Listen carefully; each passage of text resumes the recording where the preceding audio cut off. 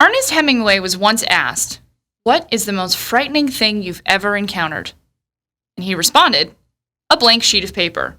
Keep in mind, this was a guy who drove an ambulance in World War I, received a medal for bravery in his service in World War II, and was in not one, but 2 plane crashes over the Belgian Congo. Feeling creatively dry can be downright terrifying, and it can mess with your self-esteem and mental health. But never fear, we at WellCast are here. Okay, sorry. Look, we can't finish your painting or novel for you, but we can give you our triple F plan for defibrillating your creative pulse. You ready? But first, what causes a temporary lack of creativity? There are many explanations, and here's one. A neuroresearcher named Alice Flaherty conducted brain scans on people who said they were experiencing writer's block. And she found 2 interesting things happening in their brains.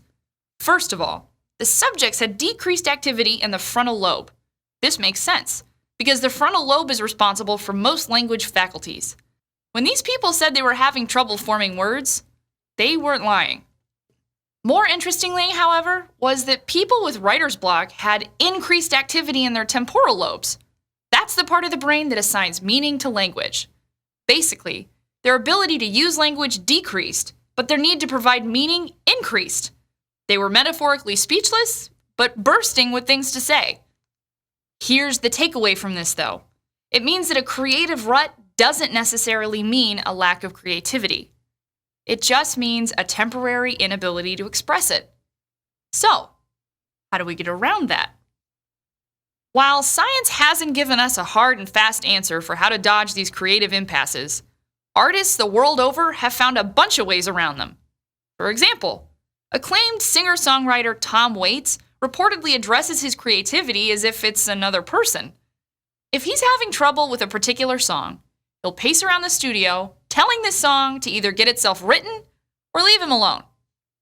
We're not saying that you have to talk to an imaginary sprite, but hey, if it works for you. Imaginary friends aside, a great way to get over a rut is to shake yourself out of one. Here are our 3 F's for getting your creative mojo back. Step 1, fix your environment. Sometimes it just takes a stale workplace to get you feeling stagnant and bored, and that can show up in whatever you're trying to make. Clean your room, repaint your walls, rearrange your desk photos. Whatever the task is, it'll take your mind off of your problem and it'll shake up your surroundings. Step 2, forget it. Yeah, forget it. Take a break. That lump of clay will be there when you get back. Take a walk, go to a movie, get your mind off of the project at hand. Sometimes the knowledge that you're in a rut makes you scared, and that fear creates an impediment to produce something, which just gets you more tied up. If you try to forget about your project for a day, you might come back with a fresh eye and some new ideas. Step 3, force yourself to fail. Yeah, it's counterintuitive, but one of the things that can keep you in a rut is habit. If you force yourself to attempt something that you're not that great at, say drawing with your left hand instead of your right, or learning a heavy metal song on guitar when you've only ever played classical, then you won't be able to fall into a familiar, boring pattern. You might not be great at whatever you try, but it won't be boring. So next time you feel like your ideas are going nowhere, try our 3 F's. Fix your environment, try to forget the project for a bit, and finally, force yourself out of your comfort zone. Mess up. See what comes of it.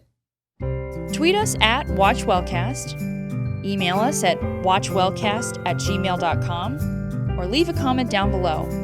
We'll see you next time.